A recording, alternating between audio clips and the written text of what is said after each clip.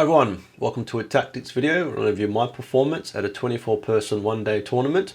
And then the second part of the video, we're looking at the performance of some guard players at Las Vegas Open, LVO, which is a 900-person mega tournament. And a couple of players did very, very well, one of which did extremely well. It's been a while since I've done a tactics video, focusing more on lore videos, looking at the realism of certain Astra Militraum vehicles like the Baneblade. And check out this playlist here if you find it interesting. But back onto tactics. So, this tournament in London at Bad Moon Cafe is known as being a bit of a shark tank with a very competitive scene, but that is said in the most positive of senses because everyone I met there and the atmosphere there was very, very good and a very enjoyable day for myself. So the list I played was a relatively mixed, balanced guard list, been through numerous iterations and taken a lot of inspiration from other players, feedback and of course Morty and Glory's approach to his army list building for guard. So 2,000 point list, you can see it's a platoon commander with power fist, heavy flamer being the key inclusions, and a banner, med pack and master box of course.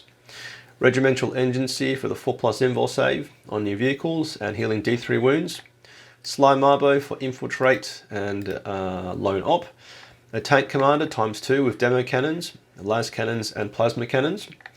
Colonel Ironhand Strachan, who at 55 points is an absolute powerhouse for melee. Re-rolling hits and wounds on the charge, and then the blob here is attached to, which is a command squad. An Acadian Jungle Fighter squad have got 6 lethal hits on the fight phase, which actually does add up over time. Battle line is 2 Acadian Shock, and then 3 Acadian Jungle Fighters. 2 of the Jungle Fighters and 1 Acadian Shock are then in Chimeras, all triple flamers, of course. It's then 2 Cyclops demolition vehicles, of course being included for submission play, being kept in reserves all the time. An Earthshaker carriage battery, simply for the -2 to move, advance and charge with enemy infantry. A mortar squad with 3 tubes to pick on any chaff. 2 autocannon exterminator Russes with multi-melters on the side. An Ogrim bodyguard with a 4+ invul save, and then that's attached to the command squad, attached to Colonel Iron Strachan, and then attached to some Acadian Jungle Fighters from Mega Blob. Some rattling snipers, and 3 scout sentinels with las cannons. So you can see a real bit of a mix. It's probably what you would define as MSU, minimum size units or multiple size units. And the scout sentinels obviously buff your damage output. We've got rattling snipers for infiltrate, we've got Russes, exterminators for the additional AP, heavy weapon squad to pick on any chaff, Earthshaker carriage battery to slow things down, demo vehicles to play the mission, the Chimeras with the dudes inside to basically contest objectives, and then as I said, I've got the big blob with Colonel Ironhand Strachan for some degree of melee threat, and there were a couple of instances that actually did a good job. Then 2 tank commanders for the orders, and of course the demo cannons are very, very powerful, of course. A real balanced list. But one thing which you'll notice is it gives away Bring It Down all day, which was probably my undoing as we look at look at my games. So the first game, round 1, was Scorched Earth, where you score 4 for holding, 5 I think, for holding 1 and 2 objectives. And then if you burn an objective in the center or in your opponents, you score 5 at the end of the game for burning 1 in the center, and 10 for burning 1 in your opponent's deployment zone, which of course is going to be very tough. So in this game, I went up against a lovely chap who plays Death Guard called Ranchin with a very, very well optimized list. So 2,000 points, he's got 3 Biologist Putrefiers, and I think they give them the Fights First ability, and I believe also critical hits, I think on 5s, I think. And then 2 foul blight spawn, and they've got the crazy sort of semi-flamers, and then also the free grenade strat. And I could have got it the wrong way around, but that's the idea behind here. They're then attached to 1, 2, 3, 4, 5 squads of Plague Marines, of which there's 1 blob of 10, and then 4 blobs of 5. They're all then living within some transports. So very smart play there, as far as you've got 1 with 10 and 2 with 5 each, so he's got multiple sort of things coming out. And of course remember their OC2, the Plague Marines, because they're battle line. It's 3 Plague Burst Crawlers with Entropy Cannons, which are like semi sort of las cannons, and then Plague Burst Mortars, which are I think D6 plus 3 blast, 8, 1, 2, strength 8, AP 1 and 2 damage. And they feel very well costed. 165 points for a 5+ invul save.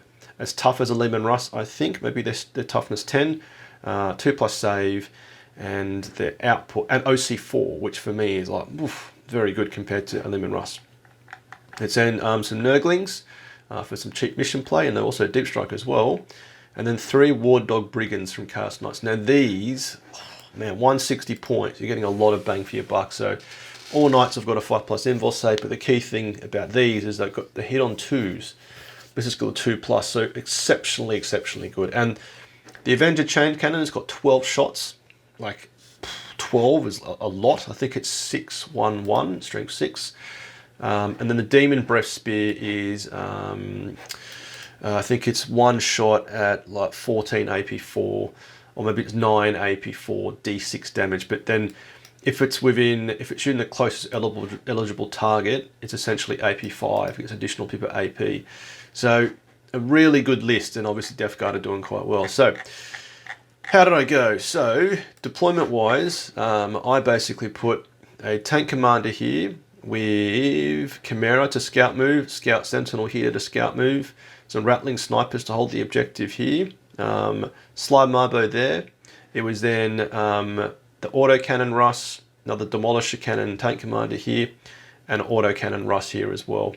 On this side of the board I had a Chimera and also a Scout Sentinel, and in reinforcements I had the Cyclops Demolition Vehicles, Acadian Shock, and a Scout Sentinel as well. And then of course I had the Mortars here, O'Shea Carriage Battery back here, and the Command Blob with Colonel Ironhead Strachan in there. Now Ranchin deployed, I think he put a Brigand and a Rhino with 10 dudes inside in Deep Strike, and also the Nurglings as well. His deployment saw 1, 2, 3 Plague Burst Crawlers deployed very evenly.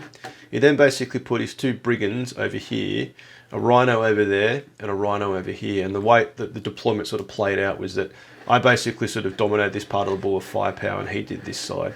I got first turn, and firstly I went tactical, and Ranchin went fixed. So he took Bring It Down and Deploy Homers. Now, from memory, basically I started off the game by basically pushing up to hold this objective with a Scout Sentinel and Rattlings for OC 7 in total. The Chimera pushed up its way here, ready to move forward.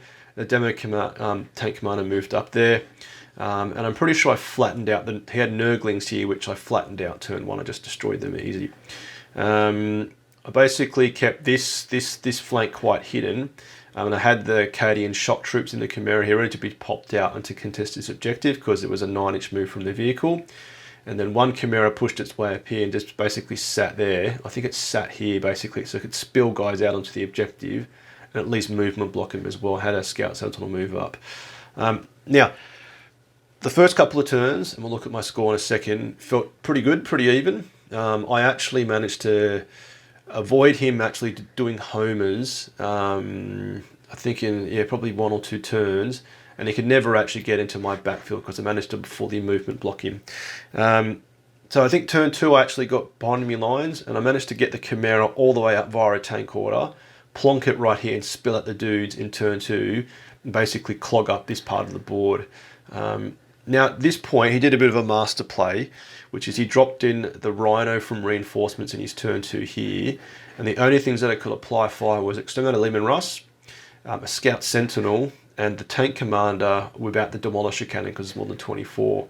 And this was a crucial element because he had 10 dudes inside. I think I left it on 1 wound, and then basically in his turn 2 he moved them up, spilled out enough OC to contest the objective, and that turned off my primary from 10 to 5 in turn, I think turn 3. We'll have a look at the score in a moment.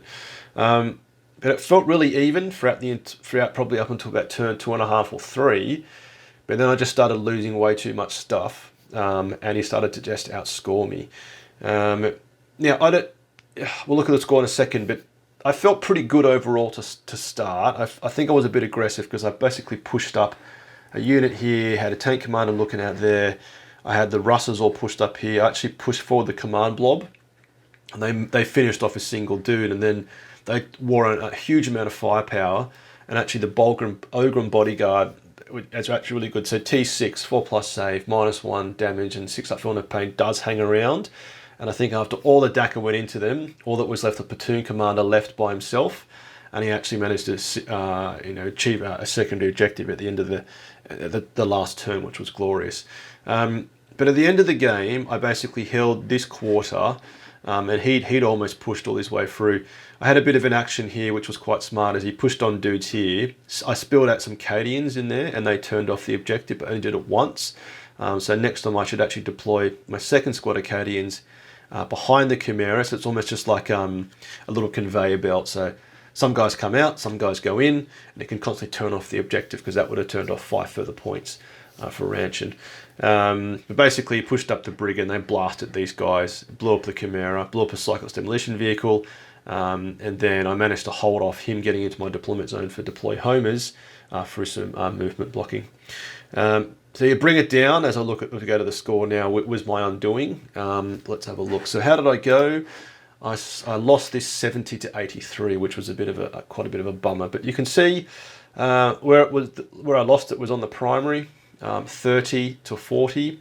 And as said, I think obviously this 5 here was crucial. So I lost 5 because he turned to reinforcements. The Rhino that drove forward, dropped off enough OC to turn off the objective. So I should have held it with some battle line units, not 5 Rattling snipers and a Scout Sentinel, which is a bit of a shame. But that was 5, so I lost 5 there. I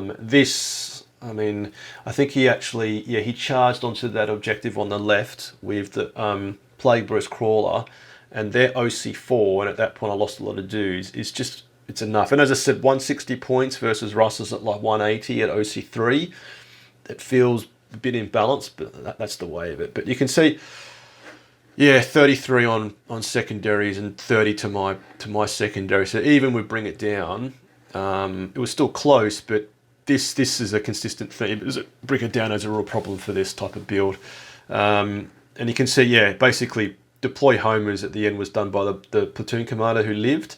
And I actually would have scored an additional 5 because on that objective was a platoon commander, just the brigand by himself. And the brigand was left on like 2 wounds. So if that died, I would have stormed Hostile for a further 5. So it would have been 75 to 83. But I think I played the best I could in this list. Ranchin, I think, he proved to be a very good player. I think he came 3rd in this tournament. And I know he's done well in other tournaments as well. But I just felt that, just my list doesn't have enough teeth. Unless I point like 3 tanks at one thing, you can't be guaranteed to destroy like something juicy. Like obviously you shoot some, something pretty weak or blast them apart. But the inconsistencies in particularly the tank commanders hitting on 4s, even with the Scout Sentinel spotting, reroll 1s, really hurt because, D6 plus 3, inconsistent. Hitting on 4s, horribly inconsistent. But then obviously 10, AP3, D6 damage is somewhat consistent. I really felt there that I just didn't have the consistency of output to just work through it. So a bit of a bummer there, but I think I played the best as possible. And I think it was a real master play by Ranchin dropping in that Rhino, which, if I managed to kill it, probably would have changed the shape of the game. But a bit bummed to have lost that, but a fantastic match. I really enjoyed the sort of backwards and forwards. So from that, I then went into game 2, which is Purge the Foe, Tuning Rain, and Crucible the Battle, as you can see. And I didn't say it before, but UKTC, this is fixed terrain placement. So for anyone I think the US is quite big on player place, as we'll look at the LVO in a bit later. But you can see basically fixed terrain. And then this board arguably here is very good for shooting. Plenty of fire lanes on game 1. And I did find having 24-inch demolisher cannons, I would have actually preferred, say, a 48-inch battle cannon, albeit AP1 and not as good shooting, because I would actually outrange the brigands who are only 24 inches. But anyway, okay. So game 2, Purge the Foe, which you score 4 for holding 1, 4 for holding more, 4 for killing something, and another 4 for killing more. So really good for killing stuff. Now this deployment here, you can see it's probably better for shooting. So you've got only sort of like fixed angles on turn 1, which would be down there, down there, a narrow one through here, and obviously one here. And the only way to get really sort of, dominating angles of fire is to expose yourself quite far up here and shoot down here. But of course, you're under threat from sort of melee charges here. But overall, this layout's probably less good for shooting armies. And a crucial element is the distance here. You can't actually fit a Lehman Russ through that area there. It's too tight, which is probably a consistent problem in a lot of UK TC boards. So, who did I play? I played Death Guard again. A nice fellow called Cameron, with a lot of similarities and quite a few differences to Ranson's lists, but Biologious Putrefier attached to Plague Marines, the Icon Bearer, who put in reinforcements, and I think what Cameron said is he can drop in, and once per game he can extend the aura of contagion range. If you don't know contagion range, it's 3, 6 and 9 inches in turns 1, 2 and 3. You're -1 toughness, and then your opponent can choose either -1 to your save, which Ranson chose in that game, -1 to weapon skill, ballistic skill, which Cameron chose, and the third one, which I think is not used as often, is -1 OC, and I think leadership. So that's a gimmick this guy's got. Foul Blightspawn again. I think that's for the grenade stratagem. Lord of Contagion. I think this one gives you. I think he rolls a 7 up every command phase if Cameron's for a CP. I think that's what he does. Or it could be the Tallyman. Lord of Virulence, and actually I think both of these are actually Terminator heroes. Mortarian, the big boy, and then Typhus, the big evil dude with blob of poxwalkers. So battle line units was 10 Plague Marines with all the cool stabbers and shooters in a transport. So similar to what Ranson did. The difference is then, of course, he's got Blight Law Terminators and Death Shroud Terminators all in Deep Strike. And their key thing, I think the Plague Spurt Gauntlets, I think they're pistol flamers, so against infantry guard they're very good. A Mystic Blight Haulers, this is like a little crab go-kart with a multi-melter and a missile launcher. 2 Plague Burst Crawlers, key difference is one has got the pretend las cannons, one has got 2 with the Plague Spitters, which are basically flamers, and 2 blobs of pox walkers. So deployments, I basically made a bit of a mistake again compared to practice, and I've been playing a lot with one of my battle brothers, Adam, Hollow Adam, and I basically split my tank. So what I did is I put Demo Cannon Russ here, External Russ here, same here, Chimera there, Scout Sentinel here, Sly Marbo in here, Rattling Snipers to hold it early. Command Blob was here, Earthshake Carriage Battery was there, I had a Chimera here and mortars there, and my third Chimera in here as well. Now in reinforcements was again Scout Sentinel, 2 Cyclops Demolition Vehicles and Cadian Shock. And then Cameron had, he had Mortarian back here, he had the Crab Car Mystic Blight Hauler, what it's called here, 2 Plague Burst Crawlers up here, Typhus and his Poxwalker blob over there, and a blob of Poxwalkers here as well. And the Rhino with Plague Marines here. So I think I went first in this one, and basically a scout moved everything. In my turn I basically pushed up and pushed the Chimera in here to spill guys onto the objective. Rattling Snipers here with a Scout Sentinel to hold that objective, and basically fully screen out this edge here because Sly Marbo was in there, ready to perform the action secondaries, investigate signals if needed. And basically I pushed up the Demo Cannon and the Auto Cannon Lehman Russ to basically sit here ready to get into the fight. And here I had basically all the big command blob ready to go. And the Tech Priest was here as well, I should have said, and he basically gave the 4+ invul save to the tank commander. So now and then turn 2, and I should say before that again my opponent took fixed and I took the random tactical cards. Now I might have shot myself in the foot because Cameron initially said to go cleanse and deploy homers, and I'm like, nah man, bring it down, you always get that. And he took bring it down, and we'll see what it did to my score. Now I'm a super nice chill dude, always going for like a really good experience as far as play is concerned. I think this is one example of being probably too nice. I said you should bring it down, because if he took cleanse and deploy homers, as we'll look at the scores in a moment, it would have probably changed the shape of a game again. But I don't think it would have made too much of a difference. So turn 2, and the crucial thing here to remember is you need to kill more. You need to kill and kill more in order to basically not give your opponent an extra 4. So turn 2, I basically pushed up.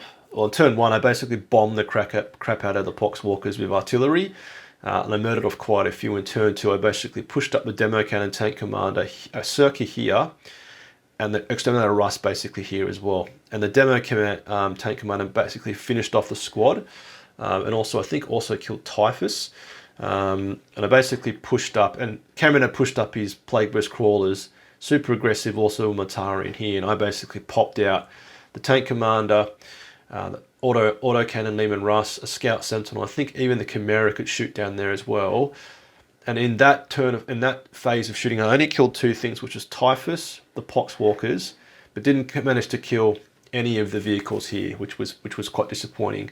And this is where I really felt again from the first game, our inconsistency of damage is really hard to sort of rely on. Obviously, I put basically everything into 2 Plague Burst Crawlers, and I think I left one on like 3 or 4 wounds, which is thoroughly disappointing. From there, basically, the key plays was I fully screened the board out so we couldn't get any Terminators at all into my deployment zone, so turning off the 4 points for deploy homers. And then here, I think I actually turned it off once or twice because I managed to sort of, slow down the Poxwalkers turn 1, and I think he only did it 4 times. I'll look in a second. Now, he did leave the back of his back objective quite open, so in response I plonked down 2 Scout Sentinels, one of which had been recycled, and Caddy and Shock. I didn't shoot the lone Tallyman on his home objective because I hope I could have charged onto it and taken the objective, but I failed 3 9-inch charges from 3 units and didn't have any CP to re-roll it. In response, he dropped down his Terminators, and they basically murdered everything that was here. But that was kind of good because that means they were stuck here in turn 3 and they weren't going to get anywhere sort of decent for the rest of the game. Now this became a bit of a car park where I think he blew up one of the Lehman Russ and then basically charged the Plague Burst Crawler into my Tank Commander. And Mortarian didn't do loads of damage. I think he chopped in half a tank, but then he came around the back here and in turn 5. In turn 4, he murdered a heap of dudes. I think he actually, weirdly, I don't think he killed everybody, weirdly, from memory. But turn 5, basically, he was here. I managed to get him down to like 6 wounds after hitting him with everything I had, and then charging in, using the grenade strat and charging in Colonel Ironhand Strachan. And he went from like, 12 to 6 wounds after all the melee attacks. But my undoing here was kill more. I just could not kill enough. And I really think this is a tough mission for Guard if you've got multiple small units, to which my list is all about that. And there's a real tension in this game because either you play cagey and you run the risk of your opponent holding more, because if he had got on, say, a Poxwalker Blob and, say, a single character, unless I got everything out to shoot at them, he would have held more, so he would have got 8. But on the flip side, if you turn that off, you give away 4 when they kill more. And as we'll look at the scores now, you can certainly see that was my undoing. So you can see I got 24 in primary because you can see basically I held 1 across every single one of the 4 turns. But then I only killed a unit twice. And then you can basically see here, I think we worked it out that Cameron got an additional 16 on kill more because he killed more every single turn. And he actually killed something here as well. Oh, he killed more there because he killed one thing, and then he killed more across, I think, 1, 2, 3. Yeah, so, yeah, crippling. Now, my secondaries weren't great. I would have actually scored more. Here I would have got an additional 10, ironically, because, Mortaran was on the top left objective. If I killed him, he would have been, I think it would have been 5, maybe, or 4 for bringing it down, because he's 16 wounds, and the tempting target was that objective. So that could have actually pushed me up to 71 to 89, but still a loss. But yeah, so, if I didn't tell Cameron to bring it down, he would have got cleanse. He would have probably scored 10. So, that could have narrowed the margin. So, still I would have lost 71 to 79. And then maybe, again, if I'd, actually done that. But Yeah, so I find this mission really hard. I've always struggled into it. I've tried to play cagey before, just not let your opponent kill stuff, and then then they end up just sort of holding more. So I found this really tough, and yeah, I just felt, I don't know, I probably could have played it better as always, but then the damage output just wasn't reliable enough. I left two tanks hitting a plague burst crawler should have killed it, but it's just how it is sometimes. Okay, last game. So, take and hold, hidden supplies, you've got 6 objectives, and take and hold is hold 1, 2, 3 for 5, 10, 15. And then also the quarter deployment. Now, this was quite a funny game because there's a chap I played in a previous tournament, RT, also outside London, called Oliver, who plays Chaos Space Marines, and we're chatting a bit, and we're like, oh, how funny if we end up playing together in this RT again. And then lo and behold, I'm playing Ollie again. It was good to see Ollie and good to butt heads over the tabletop.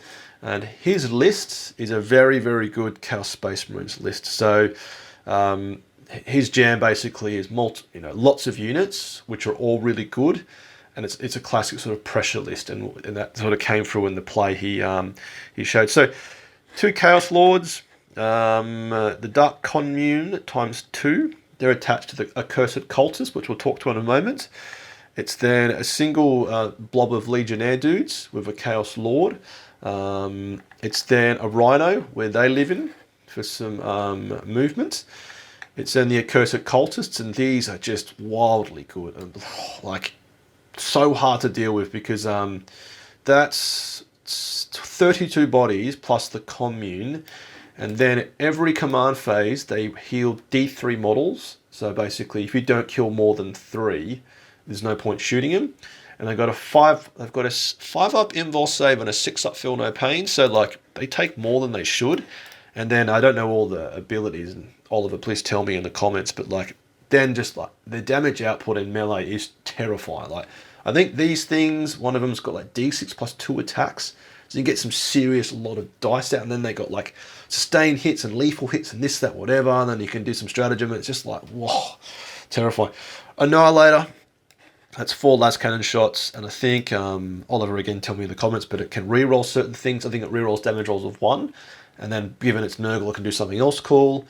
The Chosen, which are basically the stabbing guys, I think. They're also with a Chaos Lord, a Forge Fiend, the big dragon thing with the plasma style cannons, Hell Brute, which is basically a Dreadnought, Obliterators, the big boys in Deep Strike, 3 Nurglings, a Seeker Chariot, which is this big round base horse thing, and some Seekers, which can pre-game scout move. And then a single Demon, who actually Ollie didn't get to use because he killed most of my stuff.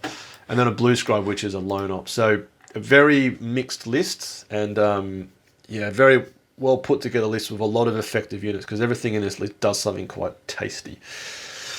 So deployments. Now again, Cyclops Demolition Vehicle ×2, Cadian Shock and Scout Sentinel and reinforcements. And I basically took again a split approach, which could have been my undoing, with both tanks here, Demo Cannon and Exterminator Russ with the Tech Priest, a Chimera here with Cadians. Basically, back on the objective was the Basilists or Ocean Cage Battery with the mortars. The command blob in here on this side was a Chimera for a scout move, autocannon Lehman Russ, tank commander here, and then the last Chimera was also here as well. Slide Marbo was here, and Rattling Snipers were placed here. Now, I think Ollie got first turn, as he did, and he scout moved the Seekers up here. And then in response, I basically scout moved to Chimera, and the Scout Sentinels also pushed out, I think, here and here. Now, turn 1, to my disappointment, he drew Assassinate, and poor old Slime Marbo was sat right there. Although he moved the Seekers round, and because the Chimera could overwatch, I managed to kill off 3 of the 5 Seekers, which are those little horse riding demons. Now, Oliver didn't actually achieve Assassinate, which was cool, because Slime Marbo managed to live on 2 wounds.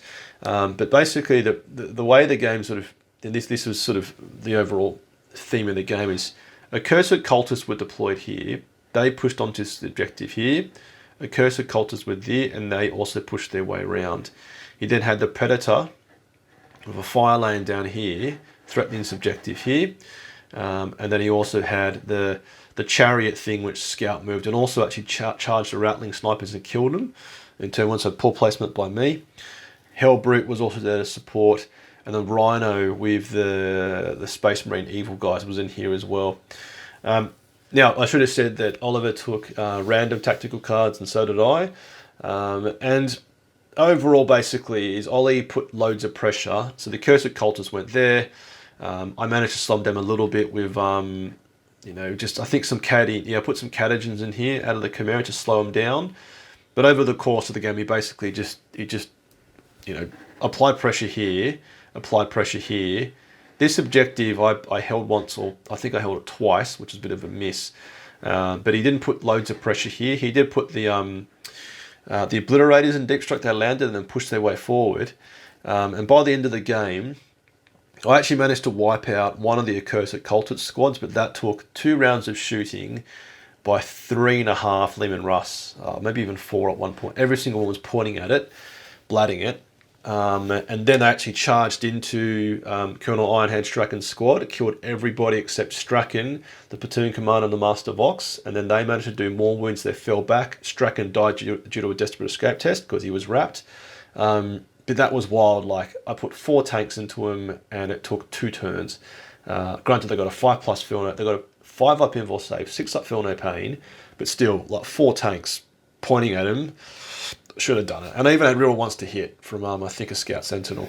But by the end of it, I basically, had probably what Ollie, I don't know, like 500 points of models left, and Ollie had probably about 15, maybe 1,200. And he basically swept around here and basically put pressure here. So at the end of the game, he actually drew capture enemy outposts, and he had the Accursed Cultists slapping away one of my tanks, fell them back, and out-contested the objective in turn 5. Now I got bottom of turn, which meant actually I could hold score 15 at the end of the game. I had a little master play where I had the platoon commander and Master Vox gave himself an order, which I think actually is wrong, because they're not squad, they're not regimental, but okay, sorry. And then they advanced onto the objective to get me actually to finish on 5. Now, a key piece which was a problem for me is I didn't hold this. I held this only twice. So I only scored 10 on the primary twice. And as we look at the score, you can basically see that the primary was mine doing, because that's the wrong one. Here it is. You can see Ollie got 96. And you can see the primary he just maxed it, and I got 76. With the primary I lost 15. So you can see turns 2 and 4, I only held basically the one objective. So if I got that, there would have been an additional 10. That would have been 45, bringing it a bit closer. And then arguably, like our secondaries aren't too far apart. I think with secondaries, if the game isn't going right for you, it's obvious that secondaries will be hard, because typically they don't have the board control. And lucky for me, I think my run of the last couple of secondaries, so secure no man's land, extend battle lines, easy, no prisoners, easy-ish, easy against Ollie's list. Assassinate was easy as well. But if I drew engage all fronts in say round 5, I would have never got it because I had to have board control. I didn't. But yeah, crucially, what lost me this was again, I didn't hold the primary effectively. But Chaos Space Marines are very strong. I think that's probably completely agreed across everybody. And again, I just felt like not enough teeth in this list. I mean, I got a lot of mission play units, but I think against pressure lists, like Ollie's lists, because you just don't have enough to smack back super hard,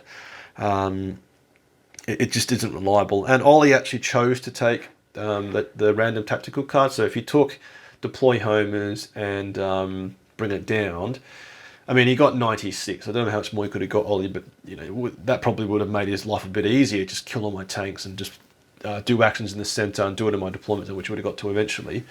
But yeah, this was tough. I think I had a couple of misplays, like not clogging up this objective enough was poor play. rattling snipers deployed here with Slimer was just silly. I should have actually put Slimer by himself here protected a bit further out. Rattling snipers to hold the objective, and if they got charged, who cares? They die, as opposed to Slimer being threatened. But yeah, it was tough. Ollie had a lot of units left at the end of it, and I put a lot of DACRA into everything. So how did that go? Let's have a look. So from that disappointment, 24 players, you can see Nicholas Elk came first, Space Wolves. Miriam, who I know is an absolute surgeon with her Grey Knights. There's Ranchin, the guy I played first. World Eaters, Space Wolves, World Eaters, Necrons, Votan, Eldari, Demons, Orcs. This guy had a Stomper.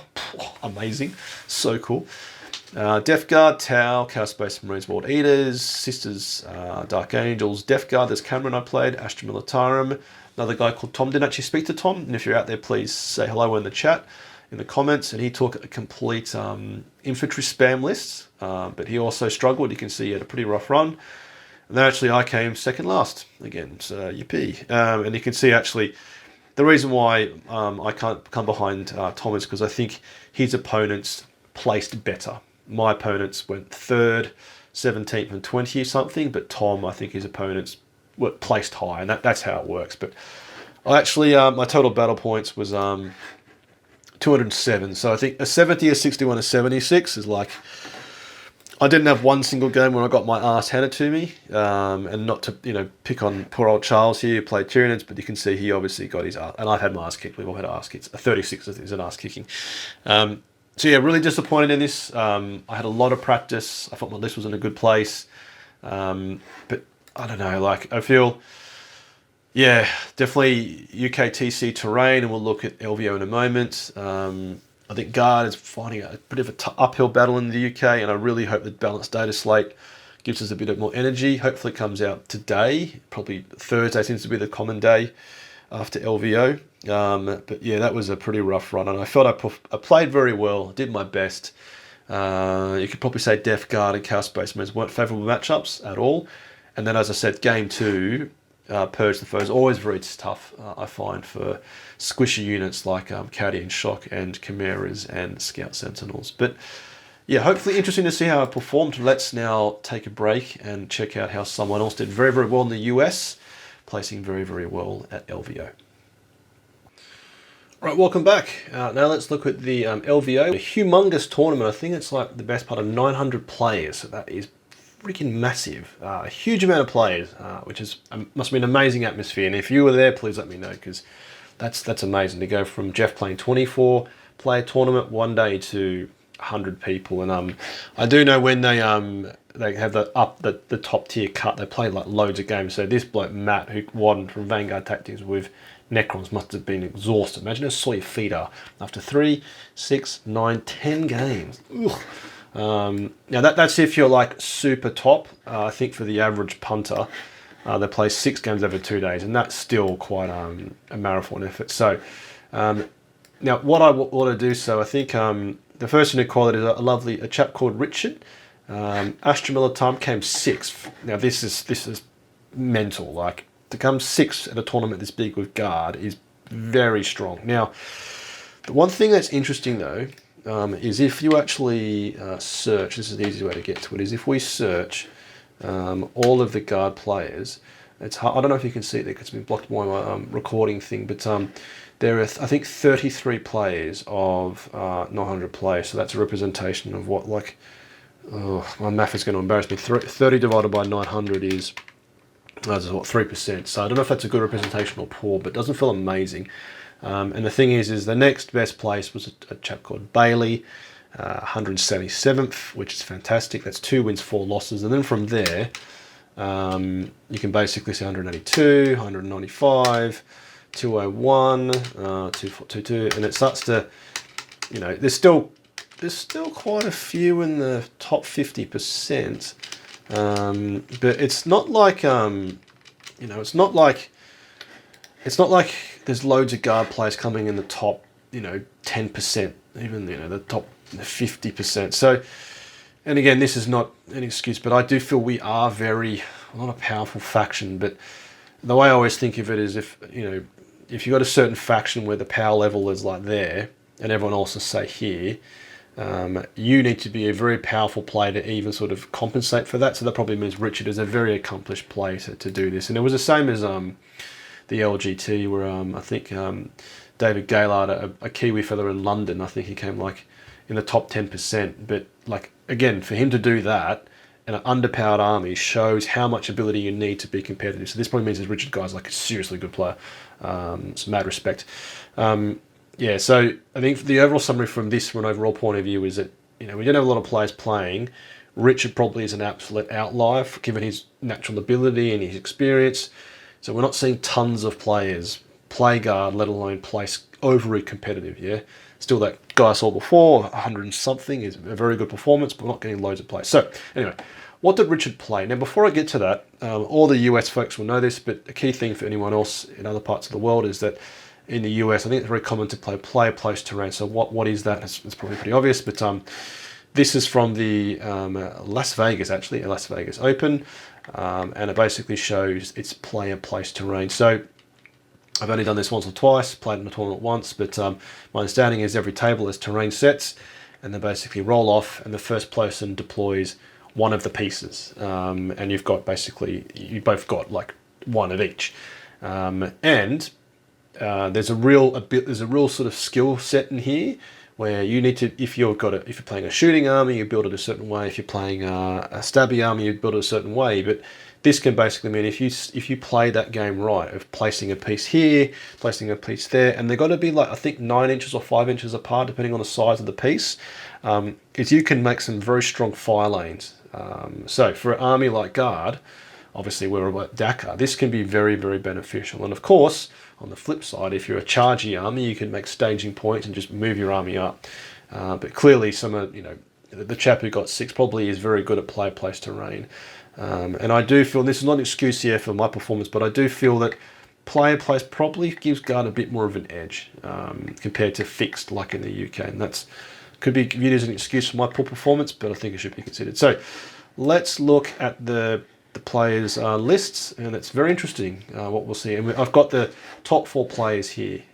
So he had Gaunt's Ghosts, Lord Solar, platoon command squad to probably babysit Lord Solar, 1 single squad of infantry with mortar, 2 chimeras with flamers and basilisks, 2 blobs of 3 Bulgrim with mauls and shields. I believe that's a 4+ invul save. 2 Cyclops demolition vehicles, a demolisher cannon, Lehman Russ, a vanquisher cannon, Lehman Russ, interesting. Scout sentinel ×2, laser cannons, a storm sword. Okay, I've tried that before and it was awful for me. A wyvern or a wyvern and a Kalidas assassin. Whoa! So this is, yeah, that's wild.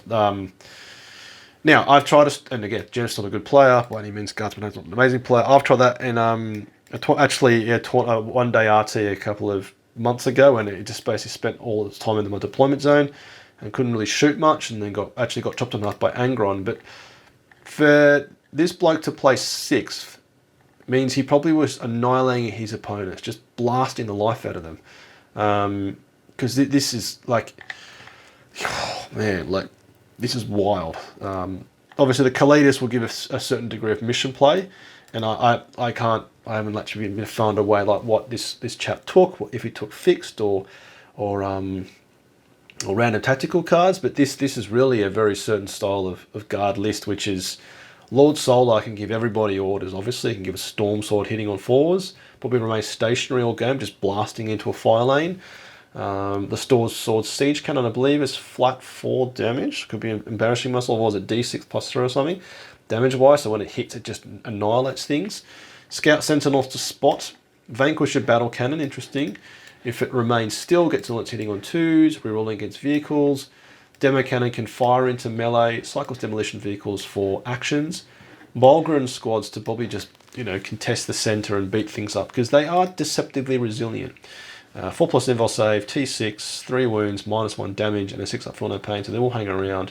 Basilisks for -2 movement. And then the Chimera, interestingly, probably delivering the Bulgrim squad, and then the single infantry squad attached to platoon command squad and Lord Solar, just to basically extend orders everywhere. So as I said, I don't know what his mission play style was like, but this performance is seriously amazing. Like 189, 87, 76, 66, 187, losing at 75. So, you know, even if he was just blasting his opponent off the board, he's still scoring consistently, very strongly. And you can assume, obviously, you know, 40 on primary, 10 on painted. So he's probably still scoring, well, you know, he basically got full marks on this game. So this is just bonkers, like really, really powerful performance. So, you know, there is still, Guard do have teeth when navigated by a good commander. And I do think, again, making up excuses for myself, is that I think Astra Militraum currently is a high skill army. We can deliver damage, but you need to basically set games up or set situations up where if you don't do enough damage, it's okay. The hit, the crackback isn't that hard. And I think that's something I still haven't learned, is when to basically be okay that your damage doesn't do the work it does. Because that's part of the game, is knowing when it's okay that things don't die, or having that much firepower upon it at one thing that it will die. And that probably came up in a couple of cases where I didn't have my tanks concentrated enough in one part of the board to just have 4 tanks pointing at one thing and it's going to die, as opposed to 2 crippling something but not killing it. So, amazing performance, and I think, again, this shows we can be very competitive. But I'm assuming Richard's a very, very talented player. Okay, the other 3 players who placed circa probably in the hundreds. The interesting thing is there's some similarities, but also some key differences. So Gaunt's Ghosts in this one, 3 regimental engine seers, okay, for 4+ invul saves all round. Tank commander, 2 tank commanders with demo cannons to shoot on death with multi-melters. 1 squad Acadian shock. 2 Bolgrim blobs, 3 Bolgrim blobs. Okay, 3 Cyclops demolition vehicles, demolisher cannons ×2, exterminator for the extra AP ×1, a Rogal Dawn scout and 2 scout sentinels. Oh man, how do these lists work? So yeah, I mean, yeah, I've tried Rogal Dawns in the UK. They get stuck in a lot of terrain placement. But again, if you can build the layout that works for yourself, and then, you know, put a 4+ on a Rogal Dawn and keep the engine seer babysitting his big boy around the battlefield, that could really do a lot of work. But the key thing, and we'll look at the other 2, is that I think it was come up in an Auspex Tactics video, is that with Guard, there's no consistency in what works. You can see this principally is a heavy hitting list, but it's still subtly very different to the previous list. Now, let's just go back. Let's just check. And I didn't actually write these down. I should have written them down. But Astra Militraum, who is the next guy? So, oh no, it's not going to find it now. Know when I need it to. 177th, which is a very powerful performance in a 900-person tournament. You can see 59, 90, 93, 80, 60, 83. So still, you know, still the 4 wins are very clear wins. We don't know what the opponent got, but still very good scores. And the thing is like this list and the previous one, 1 squad of infantry. I know that the UK thinking is to probably over-index on infantry. I find there's a real skill in using them effectively. They just drop out of a transport, turn off your opponent's objective or primary. OC 20 on little tiny bases in total is very powerful. But again, from these 2 winning lists, or very, very strong performing lists, they're not a key consideration. Is that. So then, okay, 2 more, and we'll call it a night. Look at an early call tomorrow. 182. Okay, again, amazing. 190, 75, 92. So 4 wins, 2 losses. And this chap had, okay, very different. Lord Solar, 3 Militarum Tempestus command blobs, a platoon command blob. Interesting. Okay, hotshot volley guns, plasma. Okay, 3 Primera Psychers. Oof. Okay, 2 tank commanders with demo cannons, 1 Catagen jungle fighters, 2 Bolgrim bodyguards, 3 Tempestus Scions blobs, 3 Cyclops demolition vehicles, Exterminator Russ, and 2 Taurox primes, an Eversaur assassin, a Calexis assassin. Oh man, so completely different again. Now, I know this from one of my patrons, Tank Commander Watchdog Van Etten. He's a massive fan of putting a Bolgrim bodyguard onto a Militarum Tempestus command squad. And then I assume the Primaris Psychic goes on top of that. So you've got a 4+ invul save against a squad. And I believe if you play them by themselves, they've got the toughness 6 of the Ogre and Bodyguard, with a -1 incoming damage, and also 6 up feel no pain. And then, I don't know how this would operate. So you've got probably Scions for deep strike shenanigans, Cyclops demolition vehicles for reinforcements and corner play objectives, some heavy hitting damage, Taurox primes though. I know they're Gatling cannon and twin auto cannon. Interesting. So yeah, again, a very different list. Like Kalidas for mission play. So I think this list would be all about mission play, complete mission play, just coming up, dropping down, coming up, dropping down, coming up, deep strike here, deep strike there. You know, the command squads with a 4+ invul save maybe with the Ogre and Bodyguards just to sort of hang around there. So Brute Shield. Is the Brute Shield the 4+ invul save, or is that the extra wound? And maybe it is, because you'd have the extra wound, if it is, 4+ invulnerable save from a Primaris Psyker. It can probably tank a lot more than you think. But like, again, very different to the previous two lists. And that chap, as I said, placed 182, I think. So amazing performance. Now the last one, 195, also, oh man, 183, 60, 97, 52, 97. Now, key point is this last win, 100. And now if this is the way they do it in the UK, it's where like as you progress throughout the tournament, you are matching people of similar win paths. So, you know, theoretically it means the person he played here would have, you know, one loss, one. And then for him, and that means they're probably a pretty good player. For him to do 100 against them means that it was a very powerful performance. But we don't know how the other person scored. Could have been close. But okay, so what did they have? They had Gaunt's Ghost, Lord Solar, Platoon Command Squad, Tank Commander, 2 with demo cannons, Kaddish and Jungle Fighters ×2, 1 Infantry Squad, Chimeras, Bulgrams, Eradicator Nova Cannon, Lehman Russ, interesting. Rapier Laser Battery, I know they're like the twin-linked kind of las cannons. Super cheap. Rogal Dawn ×2, Scout Sentinels ×2. So, yeah, again, different. A bit more infantry, but there's some similarities across all of them. It's Lord Solar, it's Gaunt's Ghost, Platoon Command Squad, obviously. It's then Tank Commanders, Demo Cannons. It's then Lehman Russ, it's Rogal Dawns, it's Bulgram. So there might be a takeaway here that, you know, again, I think the meta is subtly different because of the terrain between the US and the UK's. You know, I think, yeah, definitely for me in the games I played with, in that game against Death Guard Purge the Foe, infantry squads I was just bleeding Killmore and also Scout Sentinels. But these chaps all have Scout Sentinels. So maybe, you know, is it the 3-man Bulgram squad at 80 points versus, you know, some Cadian Shock at 60 points, 65 points? Maybe there's something there. I don't, you know, Rogal Dawn, it's not, yeah, UK terrain, it does get stuck. You are limited where it can be deployed, and that's okay if you can manage it, but it does remove flexibility. But, yeah, like this, again, as per, I think, Auspex Tactics said for Guard, it's like, Guard winning lists are all very different. There's no, like, you know, copy-paste like a lot of army lists within Respect and Region, is that some of them, there's like a list and everyone just duplicates it and they go off and win, you know, do very well.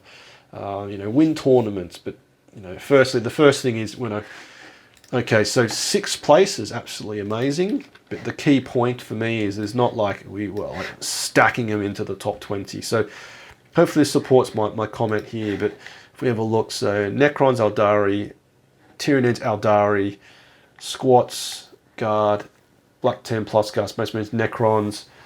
Is that Eldari, Votan, Tau, Raven Guard? So, I mean, yeah, it's not really supporting my point, but, you know, definitely are a lot more armies that do overall. And if we looked at more data, I haven't had time to. If you cut all the data, you probably sort of get some clear views on which armies did better overall. Necrons, Ynnari, Imperial Knights. But yeah, I think, yeah, so obviously my performance was terrible. Disappointed thoroughly. I practiced a lot, but just didn't feel it had enough teeth.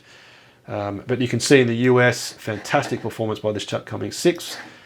And there probably are some takeaways for us. The balance data set is due to drop anytime soon. I'm hoping it drops tomorrow, just to sort of get a bit more energy into myself. But I do think, you know, Guard need a bit of a facelift from a points point of view. And I think even all we need is Born Soldiers at all times. Go back to 9th edition in every single phase, shooting phase or your opponent's phase or whatever, Overwatch, whatever. 6 lethal hits could probably be enough to push us into sort of a good amount of sort of reliable damage output. So call it there. I think it's been just over an hour, almost an hour. But hopefully interesting to hear how I performed, which wasn't great, granted, and then to see how someone else did very well, and to see some potential key takeaways. So yeah, any comments or questions, let me know. If I've spoken about your list here, please let me know how it went, and massive respect to the 4 chaps I called out here. And likewise, if you're in these tournaments, let me know how it go. And also, I believe it was Tom also at the game yesterday, the tournament yesterday in London. Let me know, because I'd love to hear from you. Didn't get to chat to you, but you know, one day we'll chat soon.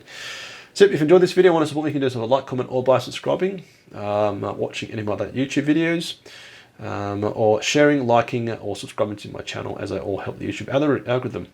If you're feeling super generous, you can support me on my Patreon platoon, or becoming a channel member. And I massively appreciate all the support my current subscribers give me and supporters. So keep your bayonet sharp, let's go on oiled. Faith for the Emperor strong. Patreon platoon, sound off. Tank Commander Glenn. Tank Commander Watchdog Van Etten. Tank Commander Mitchell. Lieutenant Burke Nielsen. Colour Sergeant DuPont. Sergeant Adal. The Colonel Merrill. Chosen Man Smith. Veteran Gibson. Hall, Lundeen, Guardsman Beard, Coquelin, Flint, Hills, Malik, Nitton, Nguyen, Tom, Tompkin, Conscript England, Evan Gyan, Gilliam, Goodwin, King.